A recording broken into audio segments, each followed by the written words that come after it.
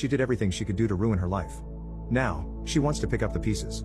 About 9 months ago, my ex-fiancée Kim got a face tattoo without telling anyone. She broke up with me and called off our 7-year relationship when I questioned why she did this. She worked in a client-facing job for an incredibly large financial institution and was let go within a month of showing back up for work after getting the tattoo. I kept in contact with Kim's sister hoping for some news. They tried to get her help, as they thought she was having some kind of psychotic break. However, she eventually called the police on her own family claiming they were harassing her. After that, I decided to just walk away. Kim didn't just destroy her own life.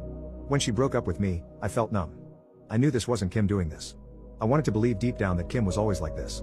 I tried to convince myself that I had not lost a wonderful woman who I had spent 7 years of my life with. However, the person who made these choices was not Kim. The woman who told me over the phone she hated my guts for not supporting her. The woman who wrote she hated me and only ever stayed with me out of pity. That was not the woman I asked to marry. That was not Kim. That was someone, who I came to find out, was having a mental breakdown. That resulted in months of bad decisions that will affect the rest of her life. The day I walked away and told her sister I could not deal with it anymore was the worst day of my life. It hit me like a train. The numbness and denial of what I lost hit me all at once. I almost quit my own job and moved back home to my parents. I can only thank my boss for being so understanding that she let me take 4 weeks off to deal with what happened. She and the rest of my team went far beyond what should ever be expected of coworkers and management that it makes me realize how close I was to leaving a job I actually enjoy. I never moved on from Kim, but I came to accept what had happened. I thought I was okay, until 2 weeks ago.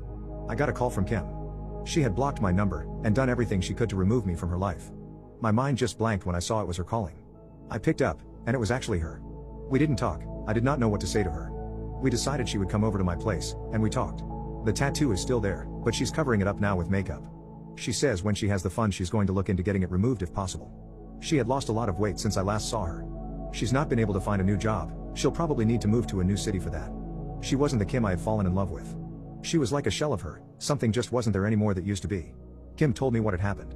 The year leading up to the tattoo was awful for her. The stress of everything seemed to pile up more and more. I'll respect her, and keep much of what she told me secret.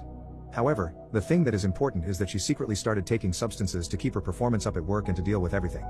And one day, she just out of nowhere decided she hated everything about her life. She explained why at the time she wanted the tattoo. It doesn't really make much sense, but a lot of what she was thinking at the time didn't. And from there, she just lost control of everything. I won't talk about what happened after she disappeared, but it is not pretty. There are things she did that will follow her for the rest of her life. It explained a lot, but it did not make things any better. We talked for nearly the entire night. She didn't leave my place till almost 4 a.m. Since then, she said that she wants to try and get back together with me. She admitted she knows things cannot be the same. Yet, she wants to try. I haven't talked to anyone about what I'm about to say yet. I've held off on talking to Kim about it because it feels selfish. But, there's something about the way Kim acts about the way it affected my life that irks me. When we talked that night,